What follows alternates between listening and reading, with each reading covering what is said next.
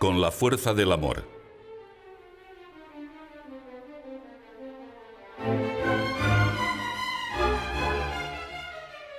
Mezclado entre la multitud, uno de aquellos peritos que no acertaban ya a discernir las enseñanzas reveladas a Moisés, enmarañadas por ellos mismos con una estéril casuística, ha hecho una pregunta al Señor. Abre Jesús sus labios divinos para responder a ese doctor de la ley y le contesta pausadamente, con la segura persuasión del que lo tiene bien experimentado. Amarás al Señor Dios tuyo con todo tu corazón, con toda tu alma y con toda tu mente. Este es el máximo y primer mandamiento. El segundo es semejante a este. Amarás a tu prójimo como a ti mismo. En estos dos mandamientos está cifrada toda la ley y los profetas. Fijaos ahora en el Maestro reunido con sus discípulos, en la intimidad del cenáculo. Al acercarse el momento de su pasión, el corazón de Cristo, rodeado por los que Él ama, estalla en llamaradas inefables.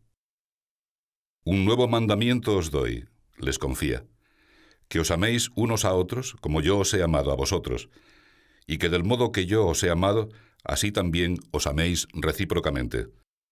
En esto conocerán todos que sois mis discípulos, si os tenéis amor unos a otros. Para acercarse al Señor a través de las páginas del Santo Evangelio, recomiendo siempre que os esforcéis por meteros de tal modo en la escena que participéis como un personaje más.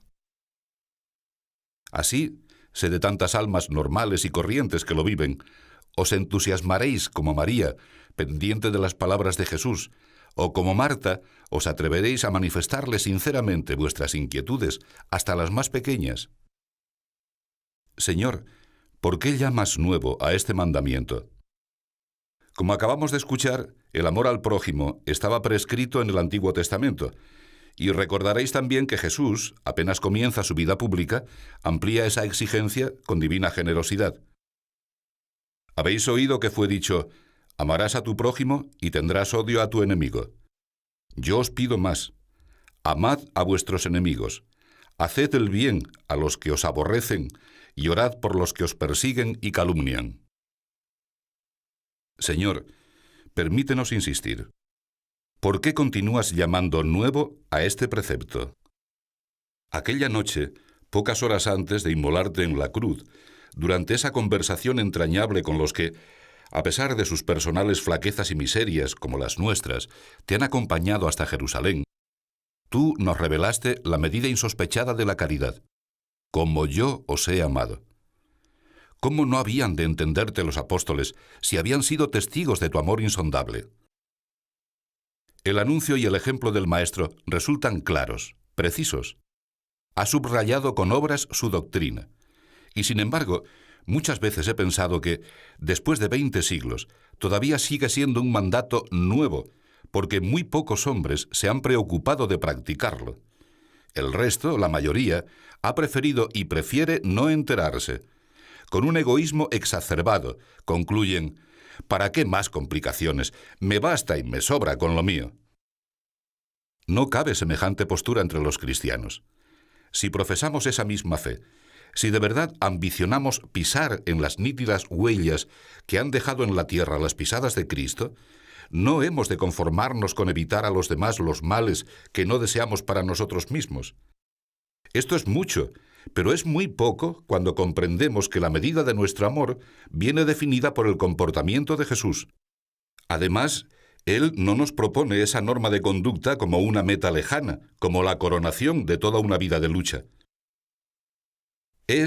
Debe ser, insisto, para que lo traduzcas en propósitos concretos, el punto de partida, porque nuestro Señor lo antepone como signo previo. En esto conocerán que sois mis discípulos. Jesucristo, Señor nuestro, se encarnó y tomó nuestra naturaleza para mostrarse a la humanidad como el modelo de todas las virtudes. Aprended de mí, invita, que soy manso y humilde de corazón. Más tarde, cuando explica a los apóstoles la señal por la que les reconocerán como cristianos, no dice: porque sois humildes. Él es la pureza más sublime, el Cordero Inmaculado. Nada podía manchar su santidad perfecta, sin mancilla, pero tampoco indica: se darán cuenta de que están ante mis discípulos porque sois castos y limpios. Pasó por este mundo con el más completo desprendimiento de los bienes de la tierra. Siendo creador y señor de todo el universo, le faltaba incluso el lugar donde reclinar la cabeza. Sin embargo, no comenta: sabrán que sois de los míos porque no os habéis apegado a las riquezas. Permanece 40 días con sus noches en el desierto, en ayuno riguroso, antes de dedicarse a la predicación del Evangelio. Y del mismo modo, no asegura a los suyos: comprenderán que servís a Dios porque no sois comilones ni bebedores. La característica que distinguirá a los apóstoles, a los cristianos auténticos de todos los tiempos, la hemos oído. En esto, precisamente en esto, conocerán todos que sois mis discípulos, en que os tenéis amor unos a otros. Me parece perfectamente lógico que los hijos de Dios se hayan quedado siempre removidos, como tú y yo en estos momentos, ante esa insistencia del Maestro. El Señor no establece como prueba de la fidelidad de sus discípulos los prodigios o los milagros inauditos, aunque les ha conferido el poder de hacerlos en el Espíritu Santo. ¿Qué les comunica? Conocerán que sois mis discípulos, si os amáis recíprocamente.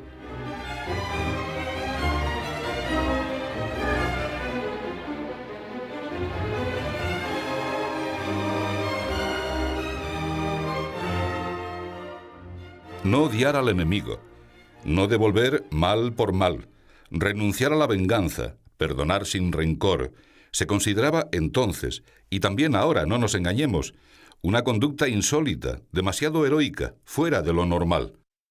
Hasta ahí llega la mezquindad de las criaturas.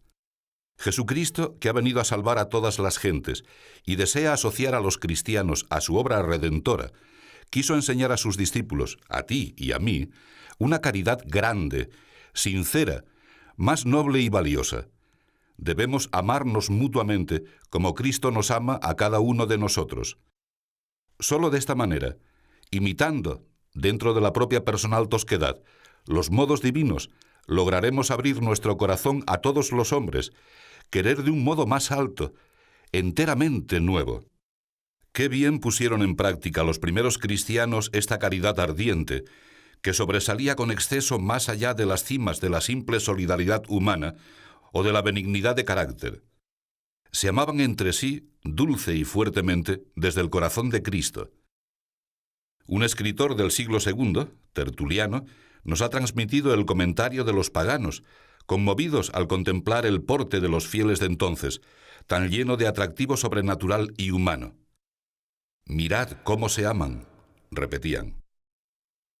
Si percibes que tú, ahora, o en tantos detalles de la jornada, no mereces esa alabanza, que tu corazón no reacciona como debiera ante los requerimientos divinos, piensa también que te ha llegado el tiempo de rectificar. Atiende la invitación de San Pablo.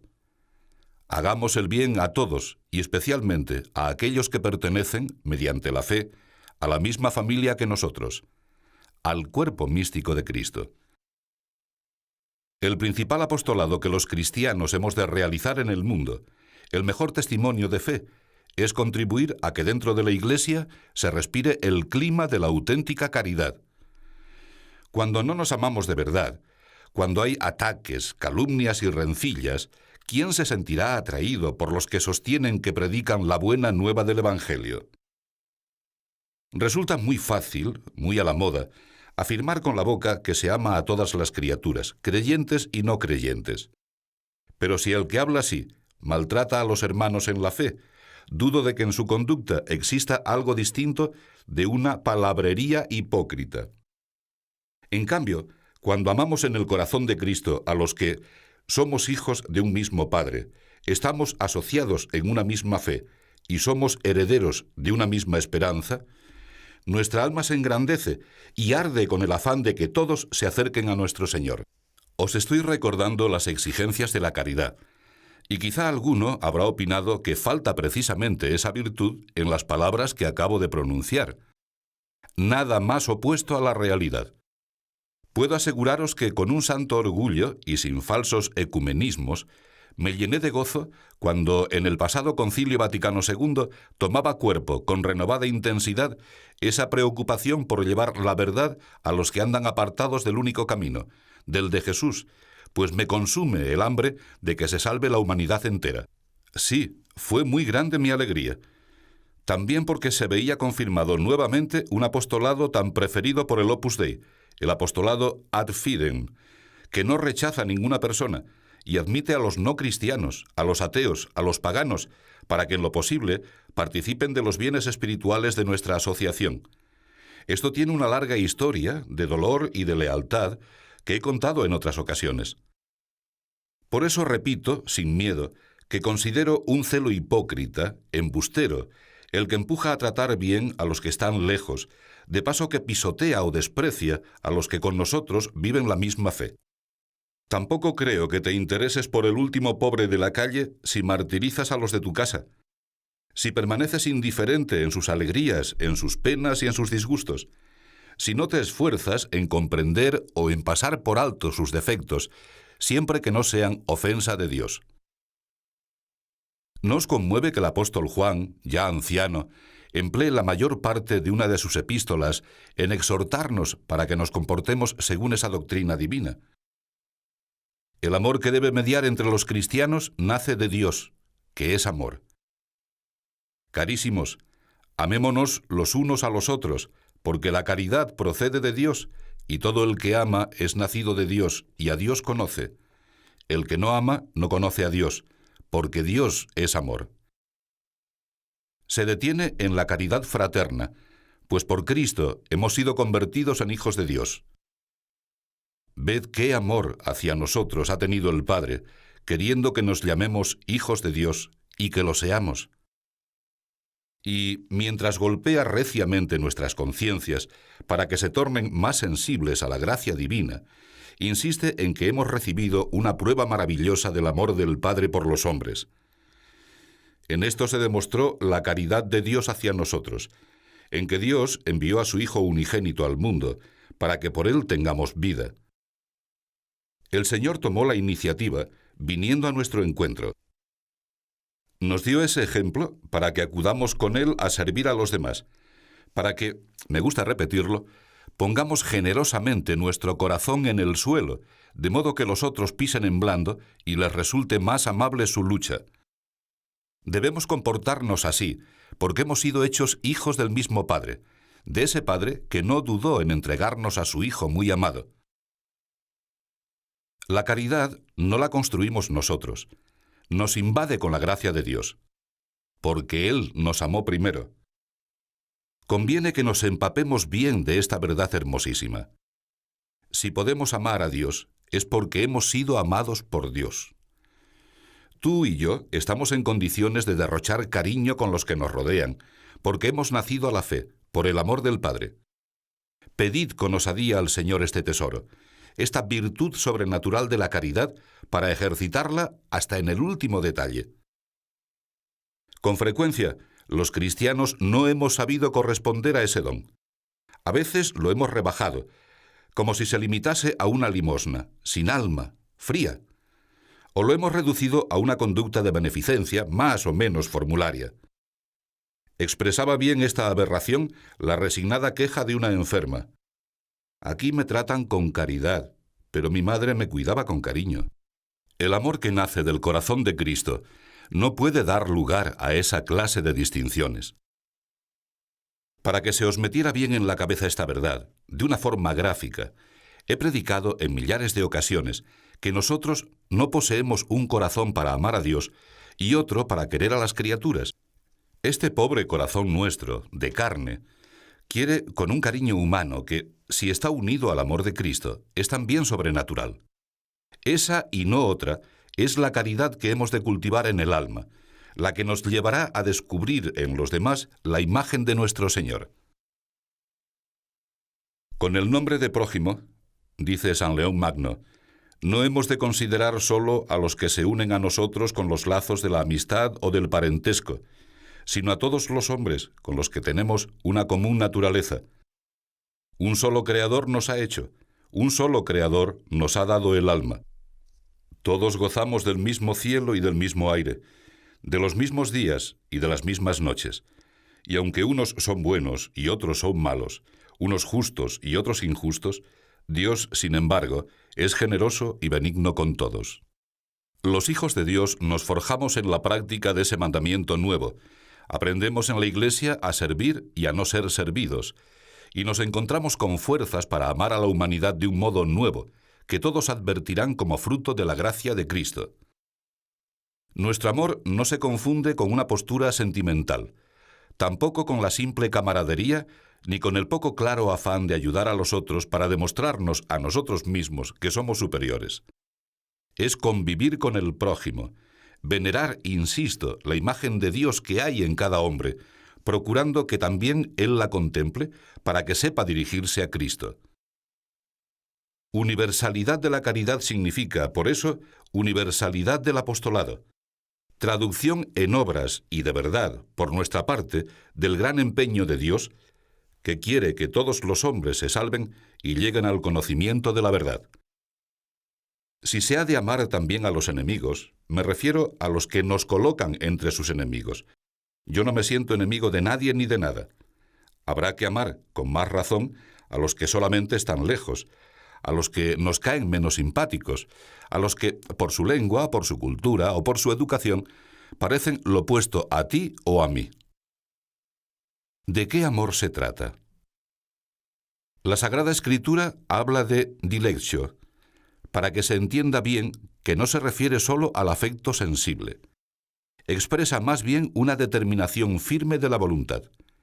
Dilectio deriva de electio, de elegir. Yo añadiría que amar en cristiano significa querer.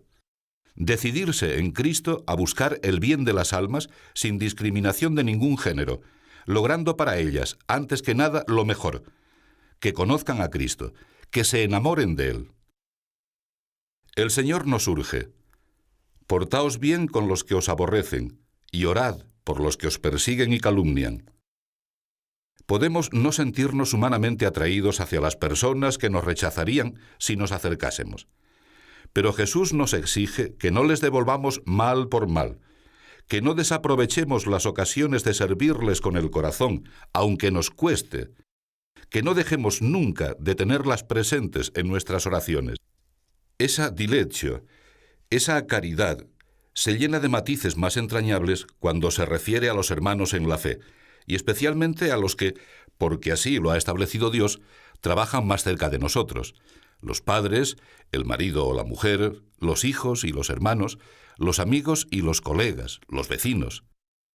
Si no existiese ese cariño, amor humano, noble y limpio, ordenado a Dios y fundado en Él, no habría caridad.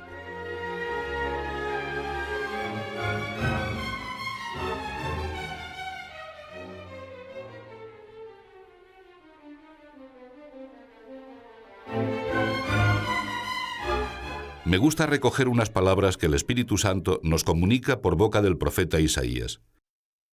Dicite benefacere. Aprended a hacer el bien. Suelo aplicar este consejo a los distintos aspectos de nuestra lucha interior, porque la vida cristiana nunca ha de darse por terminada, ya que el crecimiento en las virtudes viene como consecuencia de un empeño efectivo y cotidiano.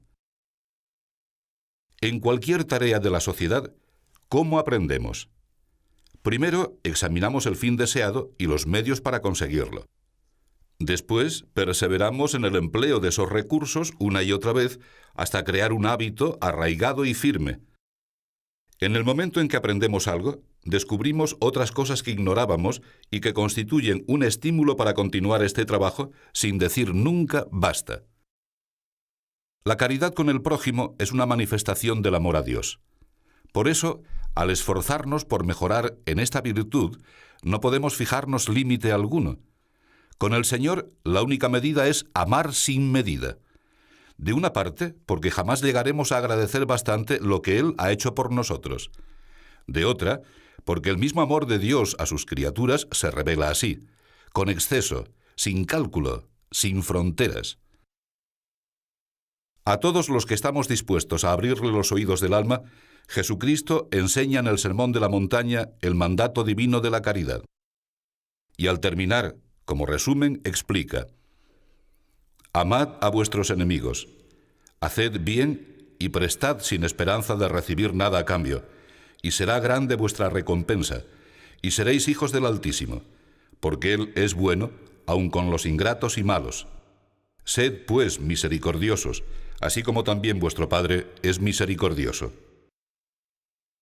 La misericordia no se queda en una escueta actitud de compasión.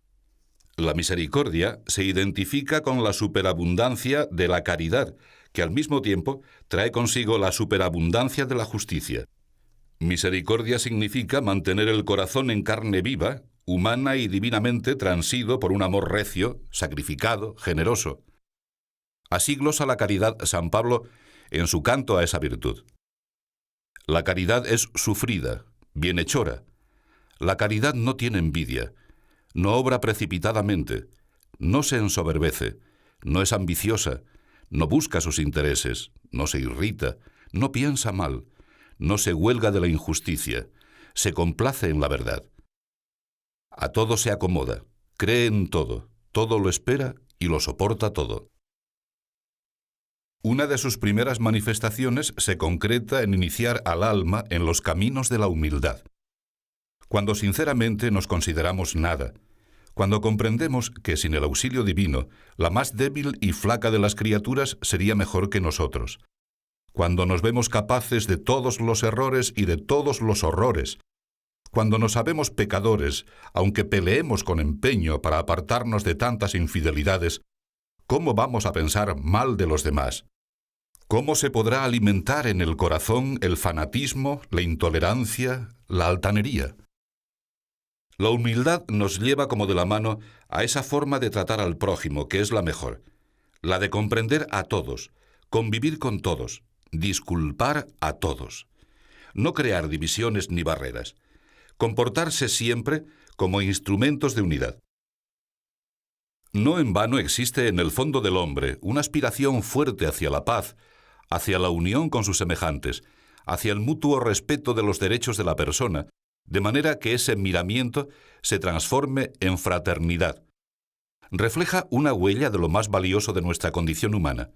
Si todos somos hijos de Dios, la fraternidad ni se reduce a un tópico, ni resulta un ideal ilusorio. Resalta como meta difícil, pero real. Frente a todos los cínicos, a los escépticos, a los desamorados, a los que han convertido la propia cobardía en una mentalidad, los cristianos hemos de demostrar que ese cariño es posible. Quizá existan muchas dificultades para comportarse así, porque el hombre fue creado libre y en su mano está enfrentarse inútil y amargamente contra Dios. Pero es posible y es real, porque esa conducta nace necesariamente como consecuencia del amor de Dios y del amor a Dios. Si tú y yo queremos, Jesucristo también quiere. Entonces entenderemos con toda su hondura y con toda su fecundidad el dolor, el sacrificio y la entrega desinteresada en la convivencia diaria. Pecaría de ingenuo el que se imaginase que las exigencias de la caridad cristiana se cumplen fácilmente. Muy distinto se demuestra lo que experimentamos en el quehacer habitual de la humanidad y, por desgracia, en el ámbito de la Iglesia. Si el amor no obligara a callar, cada uno contaría largamente de divisiones, de ataques, de injusticias, de murmuraciones, de insidias. Hemos de admitirlo con sencillez para tratar de poner por nuestra parte el oportuno remedio, que ha de traducirse en un esfuerzo personal por no herir, por no maltratar, por corregir sin dejar hundido a nadie. No son cosas de hoy. Pocos años después de la ascensión de Cristo a los cielos, cuando aún andaban de un sitio a otro casi todos los apóstoles, y era general un fervor estupendo de fe y de esperanza, ya empezaban tantos, sin embargo, a descaminarse, a no vivir la caridad del Maestro. Habiendo entre vosotros celos y discordias, escribe San Pablo a los de Corinto, ¿no es claro que sois carnales y procedéis como hombres? Porque diciendo uno, yo soy de Pablo, y el otro, yo de Apolo, ¿No estáis mostrando ser aún hombres que no comprenden que Cristo ha venido a superar todas esas divisiones? ¿Qué es Apolo? ¿Qué es Pablo? Ministros de aquel en quien habéis creído, y eso según lo que a cada uno ha concedido el Señor. El apóstol no rechaza la diversidad. Cada uno tiene de Dios su propio don, quien de una manera, quien de otra. Pero esas diferencias han de estar al servicio del bien de la Iglesia. Yo me siento movido ahora a pedir al Señor, uníos, si queréis, a esta oración mía, que no permita que en su Iglesia la falta de amor encizañe a las almas. La caridad es la sal del apostolado de los cristianos. Si pierde el sabor, ¿cómo podremos presentarnos ante el mundo y explicar con la cabeza alta, aquí está Cristo? Por tanto, os repito con San Pablo, cuando yo hablara todas las lenguas de los hombres y el lenguaje de los ángeles, si no tuviere caridad, vengo a ser como un metal que suena o campana que retiñe. Y cuando tuviera el don de profecía, y penetrase todos los misterios, y poseyese todas las ciencias, cuando tuviera toda la fe, de manera que trasladase de una a otra parte los montes, no teniendo caridad, soy nada. Cuando yo distribuyese todos mis bienes para sustento de los pobres, y cuando entregara mi cuerpo a las llamas, si la caridad me falta, todo eso no me sirve de nada. Ante estas palabras del apóstol de las gentes, no faltan los que coinciden con aquellos discípulos de Cristo, que cuando nuestro Señor les anunció el sacramento de su carne y de su sangre, comentaron, «Dura es esta doctrina, ¿quién puede escucharla?» Es dura, sí, porque la caridad que describe el apóstol no se limita a la filantropía, al humanitarismo o a la lógica conmiseración ante el sufrimiento ajeno. Exige el ejercicio de la virtud teologal del amor a Dios y del amor por Dios a los demás. Por eso, la caridad nunca fenece, mientras que las profecías se terminarán, y cesarán las lenguas, y se acabará la ciencia. Ahora permanecen estas tres virtudes, la fe, la esperanza y la caridad, pero de las tres, la caridad es la más excelente de todas. Nos hemos convencido de que la caridad nada tiene que ver con esa caricatura que a veces se ha pretendido trazar de la virtud central de la vida del cristiano. Entonces, ¿por qué esta exigencia de predicarla continuamente? ¿Surge como tema obligado, pero con pocas posibilidades de que se manifieste en hechos concretos? Si mirásemos a nuestro alrededor, encontraríamos quizá razones para pensar que la caridad es una virtud ilusoria. Pero considerando las cosas con sentido sobrenatural, descubrirás también la raíz de esa esterilidad, la ausencia de un trato intenso y continuo, de tú a tú, con nuestro Señor Jesucristo, y el desconocimiento de la obra del Espíritu Santo en el alma, cuyo primer fruto es precisamente la caridad. Recogiendo unos consejos del apóstol, llevad los unos las cargas de los otros, y así cumpliréis la ley de Cristo, añade un padre de la Iglesia. Amando a Cristo, soportaremos fácilmente la debilidad de los demás, también de aquel a quien no amamos todavía, porque no tiene obras buenas. Por ahí se encarama el camino que nos hace crecer en la caridad. Si imaginásemos que antes hemos de ejercitarnos en actividades humanitarias, en labores asistenciales, excluyendo el amor del Señor, nos equivocaríamos. No descuidemos a Cristo a causa de la preocupación por el prójimo enfermo, ya que debemos amar al enfermo a causa de Cristo. Mirad constantemente a Jesús, que sin dejar de ser Dios se humilló tomando forma de siervo para poder servirnos, porque solo en esa misma dirección se abren los afanes que merecen la pena. El amor busca la unión, identificarse con la persona amada, y al unirnos a Cristo nos atraerá el ansia de secundar su vida de entrega, de amor inmensurable, de sacrificio hasta la muerte. Cristo nos sitúa ante el dilema definitivo: o consumir la propia existencia de una forma egoísta y solitaria, o dedicarse con todas las fuerzas a una tarea de servicio. Vamos a pedir ahora al Señor, para terminar este rato de conversación con Él, que nos conceda repetir con San Pablo, que triunfamos por virtud de aquel que nos amó.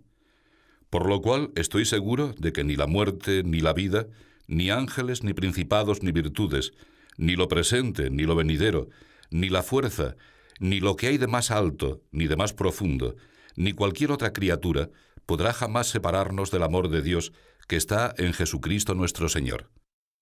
De este amor la Escritura canta también con palabras encendidas. Las aguas copiosas no pudieron extinguir la caridad, ni los ríos arrastrarla. Este amor colmó siempre el corazón de Santa María, hasta enriquecerla con entrañas de madre para la humanidad entera. En la Virgen, el amor a Dios se confunde también con la solicitud por todos sus hijos. Debió de sufrir mucho su corazón dulcísimo, atento hasta los menores detalles, no tienen vino, al presenciar aquella crueldad colectiva, aquel ensañamiento que fue, de parte de los verdugos, la pasión y muerte de Jesús. Pero María no habla. Como su hijo, ama, calla y perdona. Esa es la fuerza del amor.